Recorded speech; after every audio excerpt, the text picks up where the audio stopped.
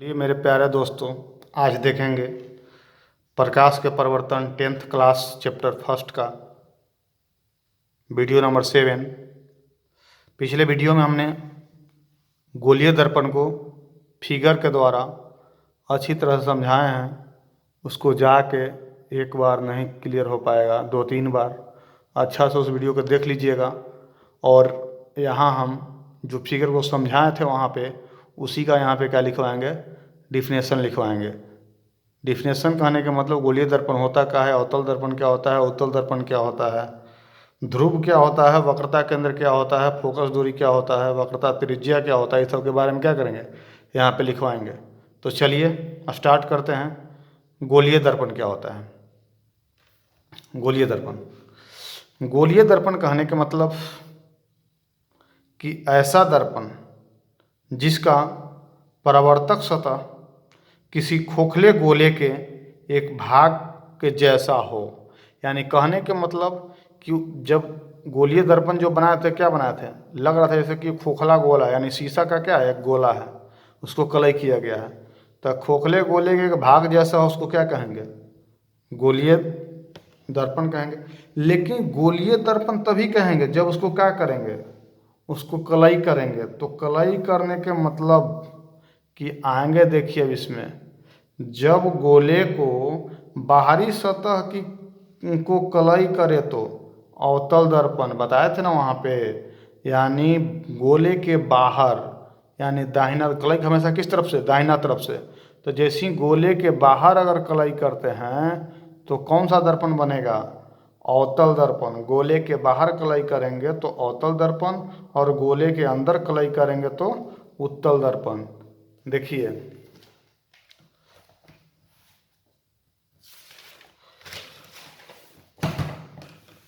गोले के क्या किए, एक गोले के बाहर कलई किए तो कौन सा दर्पण, अवतल दर्पण। एक गोले के क्या किए, अंदर कलई किए तो कौन सा दर्पण, उत्तल दर्पण। लेकिन अंदर कलई करेंगे तो परावर्तक सतह बाहर, और जब बाहर कलई करेंगे तो परावर्तक सतह अंदर। ठीक है, चलिए यहाँ देखते हैं। अब देखिए, जब गोले के अंदर कलई करते हैं तो, जब गोले के अंदर कलई करते हैं तो क्या होता है, अंदर कलई करेंगे तो उत्तल दर्पण, अंदर तो उत्तल। ठीक है, जब गोले के अंदर के सतह को कलई करें तो उत्तल दर्पण बन जाता है। ठीक है, अब देखिए वहाँ पे बताए थे पी क्या होता है। तो पी वहाँ पे समझ में नहीं आया होगा, सिर्फ यही समझे होंगे कि इसको पी कहते हैं, लेकिन एक्चुअली में पी होता क्या है यहाँ पे देखेंगे। पी ध्रुव, ध्रुव कहने के मतलब कि गोलीय दर्पण के बीच की बिंदु को दर्पण का ध्रुव कहते हैं। अभी क्या है, एक तरह से क्या है, गोलीय दर्पण है, ये बाहर से क्या किया गया है, कलई किया गया है। तो कैसा दर्पण है, गोलीय दर्पण है। लेकिन गोलीय दर्पण में कैसा दर्पण, गोलीय दर्पण में भी है ये कौन सा दर्पण, अवतल दर्पण। कौन सा दर्पण, अवतल दर्पण, कनकेव मिरर। देखिए एक क्या हो गया, गोलीय दर्पण हो गया, गोलीय दर्पण के बाहर कलई किया गया है तो कौन सा दर्पण बना, कॉनकेव मिरर, यानी अवतल दर्पण। और ये जो बिंदु है इसको क्या कहेंगे, पी से सूचित करेंगे तो ध्रुव कहेंगे। क्या कहेंगे, ध्रुव कहेंगे। इसे हमेशा किससे सूचित करते हैं, पी से सूचित करते हैं। पी को ध्रुव कहते हैं। गोलीय दर्पण के बीच के बिंदु, ये क्या है, गोलीय दर्पण इसके बीच के बिंदु है, तो बीच के बिंदु को दर्पण का ध्रुव कहते हैं। इसको क्या कहेंगे, पूरा दर्पण का क्या है, ध्रुव है। तो जब ये ध्रुव है तो ध्रुव को क्या सूचित करते हैं, इसे हमेशा पी से सूचित करते हैं। वक्रता केंद्र देखते हैं, वक्रता केंद्र क्या होता है, देखिए ये क्या है, वक्रता केंद्र, सेंटर ऑफ कर्वेचर। कहने का मतलब कि गोलीय दर्पण जिस गोले का भाग होता है, गोलीय दर्पण जिस गोले का भाग होता है उसका केंद्र ही दर्पण का वक्रता केंद्र कहलाता है। ये गोलीय दर्पण है, ये गोलीय दर्पण कोई ना कोई गोला के भाग है ना है जी, कोई ना कोई गोला के भाग है। तो जब ये गोला के भाग है तो इसका जो केंद्र जो होगा, कहीं ना कहीं केंद्र होता, केंद्र कहाँ है, यहाँ पे है।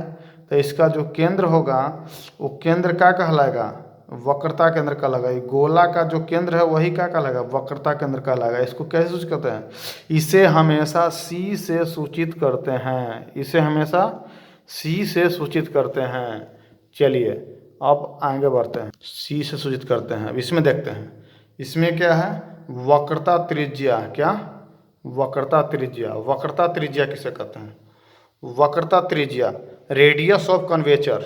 Radius of curvature, radius of curvature कहने के मतलब कि वक्रता त्रिज्या होता क्या है, किसको कहते हैं, केंद्र से ध्रुव के बीच की दूरी को क्या कहते हैं, वक्रता त्रिज्या कहते हैं। अब देखिए समझ में नहीं आया होगा एग्जाम्पल से, यहाँ समझिए। ये क्या है, ये एक गोलीय दर्पण है। क्या है, एक गोलीय दर्पण है। इसको बाहर से क्या किया गया है, कलई किया गया है। तो कौन सा दर्पण है, अवतल दर्पण। बाहर से कलई तो अवतल दर्पण, या जिसका परिवर्तक सतह ध्वंसल तो अवतल दर्पण। तो अवतल दर्पण के ये सी से लेकर, यहाँ सी है और यहाँ पी तक की दूरी को क्या कहेंगे, यहाँ पी तक की दूरी को क्या कहेंगे, वक्रता त्रिज्या कहेंगे। सी से लेकर पी तक की दूरी को क्या कहेंगे, वक्रता त्रिज्या कहेंगे।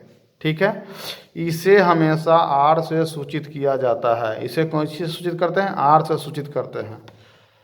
प्रधान अक्ष या मुख अक्ष क्या होता है, वहाँ देखे होंगे प्रधान अक्ष लिखा हुआ था फिगर में। तो प्रधान अक्ष और मुख अक्ष को देखते हैं, ये क्या होता है।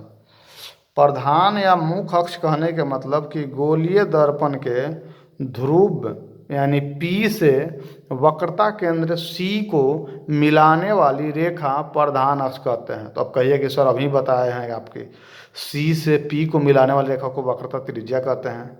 बात सही है, वक्रता त्रिज्या भी होता है, लेकिन यहाँ पे क्या है, प्रधान अक्ष आगे भी बढ़ सकता है।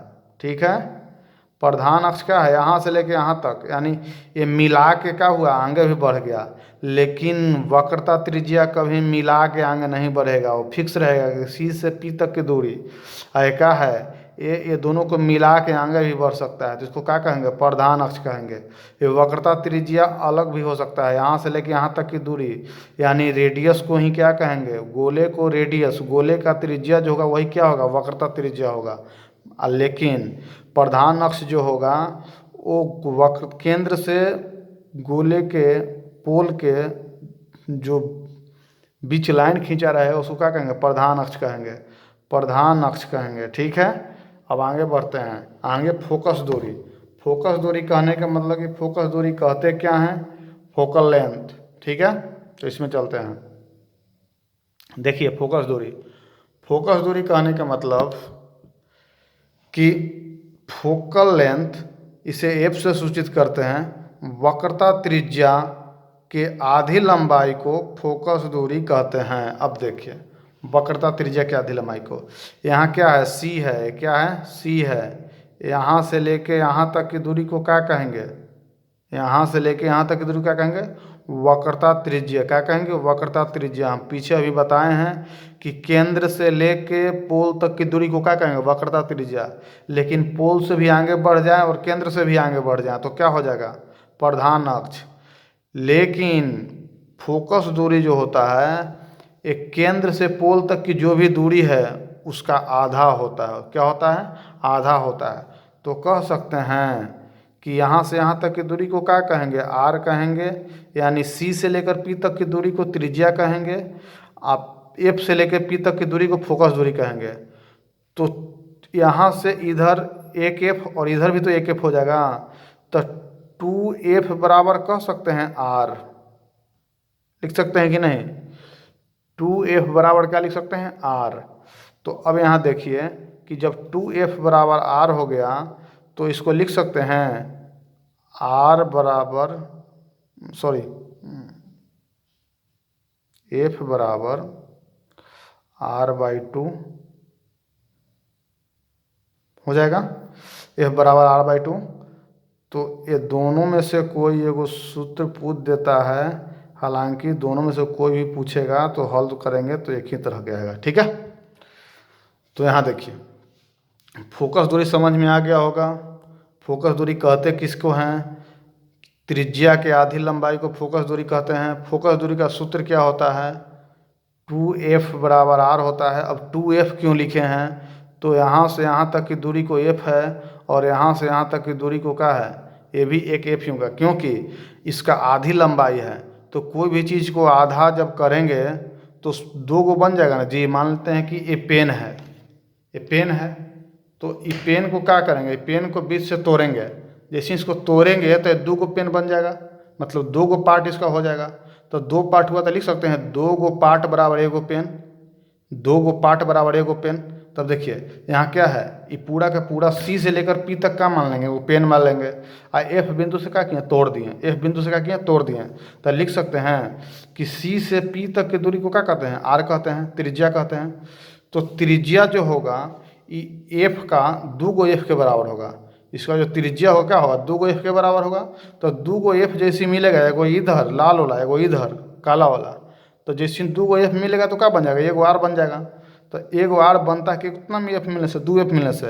लेकिन अगर पूछेगा फोकस तो एफ का होगा, तो एफ यही पट्टी रहेगा, ये पट्टी गुना में, ये पट्टी भाग में हो जाएगा। तो यहाँ देखिए आर क्या है, आर बटे 2, यानी 2 क्या हो जाएगा, ये पट्टी गुना में था तो ये पट्टी आया तो भाग में हो गया, बराबर एफ हो गया। ठीक है, बात समझ में आया।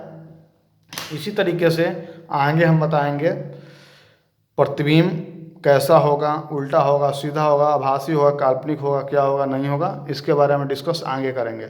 आज तक मतलब आज यहाँ तक वीडियो को रहने देते हैं, बाकी आगे के जो भी क्लास होगा डिस्कस आगे के वीडियो में करेंगे। अगर वीडियो अच्छा लग रहा हो तो आगे की ओर शेयर करते रहिए, लाइक कीजिए, सब्सक्राइब कीजिए। ठीक है।